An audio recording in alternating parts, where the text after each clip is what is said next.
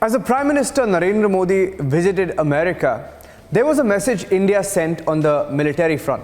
A message that included huge acquisitions and military exercises, tests. Let's look at them one by one.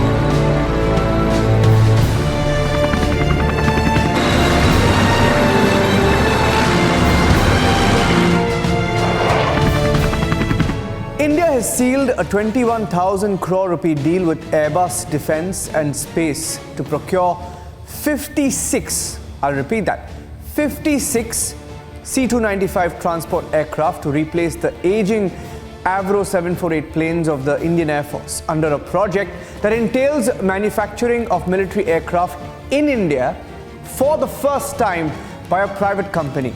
Now, under this agreement, Airbus will deliver the first 16 aircraft in flyaway condition from its final assembly line in Spain within 4 years.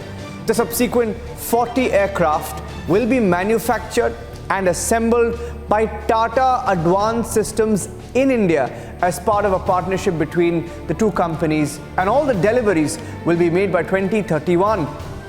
The aircraft is capable of operating from semi-prepared strips like the ones India has been inaugurating close to the borders, and this aircraft also has a rear ramp door for quick reaction and para-dropping of troops and cargo. The aircraft will give a major boost to tactical airlift capability of the Indian Air Force, especially in the northern and northeastern sector, and also in Andaman and Nicobar Islands.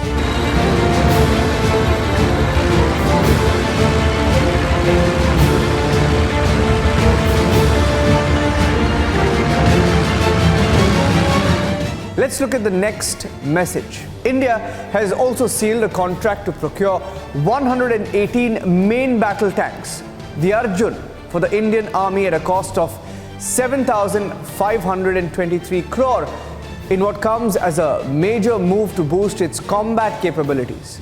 The MBT Mk1A, it's a new variant of Arjun tanks designed to enhance firepower, mobility, survivability, infused with 72 new features, and the best part of it, it's all indigenous.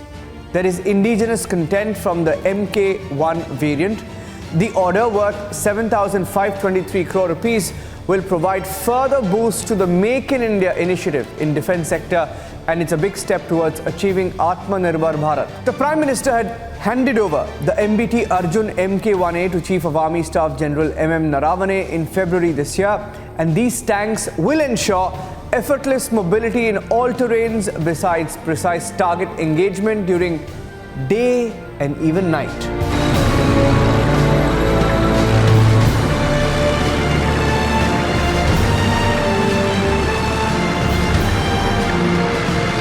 Next, India's decision to test its nuclear-capable ICBM, or Intercontinental Ballistic Missile, Agni 5, has irritated China. Beijing has opposed the Agni 5 missile test and referred to a post-Pokhran blast resolution of the United Nations Security Council and said that the UNSCR 1172 already has clear stipulations. That's what China says. The Agni 5 missile, and we'll tell you why the Agni 5 missile has irritated China. It has a strike range of 5,000 to 8,000 kilometers. Now, officially, the DRDO will say it's 5,000, but experts know that it's up to 8,000, and it will therefore boost India's military prowess. It's developed by the Defense Mammoth Defense Research and Development Organization, the DRDO, and Agni 5 will be tested at a defense facility off the Odisha coast for the mission by the Strategic Forces Command of the Indian Army. Here's why China is rattled. Look at these numbers. Now, Agni 5 has a range of 5,000 to 8,000 kilometers, and the cities that it can target with this kind of a range, Shanghai is well within 4,000 kilometer range, well within the Agni 5 range. Beijing, Guangzhou, Wuhan, all within the 3,500 kilometers range, which means Agni 5 can easily target these cities. Shenzhen in China, 3,700 kilometer range, depends on wherever you fire this from. Within India, well within the Agni 5 range. Chengdu, 2,600 kilometers range, can easily be targeted. well within the Agni 5 range.